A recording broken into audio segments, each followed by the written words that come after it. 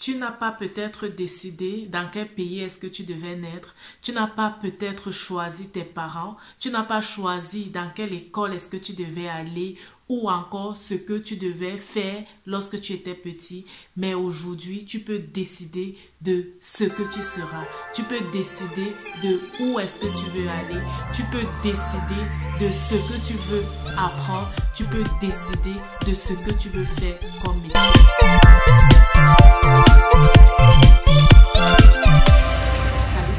Bienvenue au Minute d'encouragement. Je suis Myriam et je bénis Dieu pour ta vie. Alors que tu as décidé de vivre une vie qui glorifie le Seigneur, aujourd'hui je vais t'encourager à être responsable de tes choix, à réfléchir avant de prendre des décisions et à en assumer l'entière responsabilité de tes décisions. Certes, il y a des choses dont nous ne sommes pas appelés à décider ou dont nous n'étions pas appelés à décider, parlant de peut-être le pays dans lequel nous sommes nés, parlant de notre famille. Ce sont des choses que nous n'avons pas décidé de nous-mêmes. Le Créateur, Dieu, en a décidé ainsi, où nous devions naître ou alors dans quel pays est-ce que nous devons naître. Et lorsqu'on grandit, parfois il est difficile de prendre des décisions de soi-même. On a parfois besoin de conseils ou alors on veut faire ce que les autres nous disent, peut-être pour faire plaisir à ces gens. Je me rappelle une histoire que mon papa m'a racontée de moi lorsque j'étais petite. Il m'a dit, en fait, lorsque tu étais petite et qu'on te demandait d'apprendre, tu n'aimais pas parfois étudier et tu me disais, ok, si j'étudie, c'est pour toi que je le fais. Et j'avais donc pris cette habitude de faire beaucoup de choses pour faire plaisir à mes parents. J'avais oublié en fait le moi, j'avais oublié ce qui me plaisait et je me retrouvais en train de faire des choses pour faire plaisir à mes parents.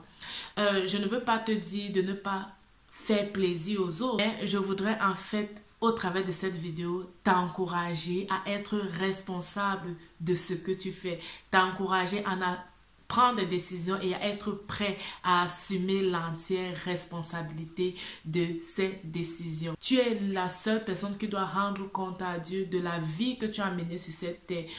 Tu ne diras pas mon papa ou mes amis m'ont conduit dans ce que j'ai fait. Non, Dieu t'a donné la responsabilité. Il t'a donné de penser et de décider de toi-même.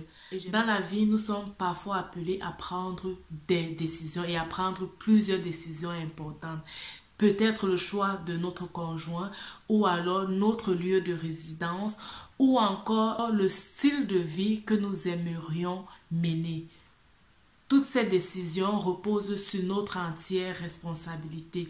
Et parfois, les décisions que nous prenons n'influencent pas que nous. Ces décisions influencent parfois les membres de notre famille ou alors influenceront notre dynastie. Regardons l'histoire dans la Bible à la création. Lorsque Dieu fait l'homme et il le place dans le jardin et il interdit l'homme de manger le fruit de la connaissance du bien et du mal. L'homme, après avoir mangé ce fruit, a essayé de fuir sa responsabilité et de la transposer vers la femme. Il a dit, oui, c'est la femme que tu as mise auprès de moi qui m'a donné ce fruit et j'en ai mangé. Et la femme à son tour, qu'est-ce qu'elle a fait? Elle n'a pas aussi voulu assumer entièrement cette responsabilité.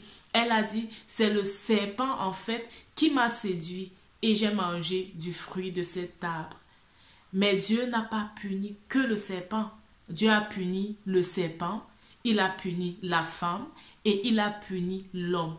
Quelle qu'en soit la décision que tu prends aujourd'hui et quels qu'en soient ceux qui t'ont influencé pour ou contre cette décision, tu en es le responsable et tu en assumes l'entière responsabilité.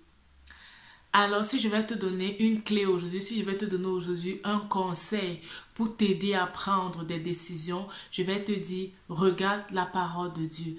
Qu'est-ce que la parole de Dieu te dit par rapport à la situation qui se présente devant toi?